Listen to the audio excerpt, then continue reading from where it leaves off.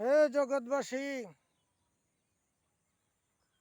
যেই রসুল আসমানের খবর রাখে, যেই রসুল জমিনের নিচের খবর রাখে, যেই রসুলকে কাবা গৃহে বন্দি করে পাহাড়ের গুহায় বন্দি রাখা অবস্থায় 3 বছর পর জাতি জানতে চেয়েছিল কাবার দেওয়ালে টাঙানো কাগজে কি লেখা ছিল। যদি বলতে পারে তাহলে তিনাকে নবী বলবে বা মুক্তি দেবে।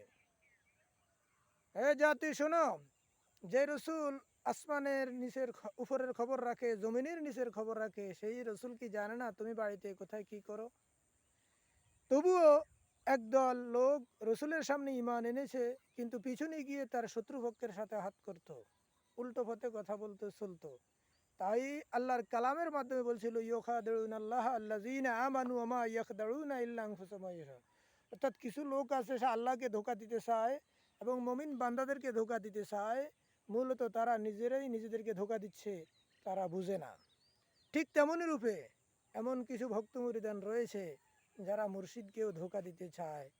ধরেন থাকে ওখানে বলে ওখানে, মুর্শিদের সাথেও মিথ্যা বলে, মিথ্যা চলে।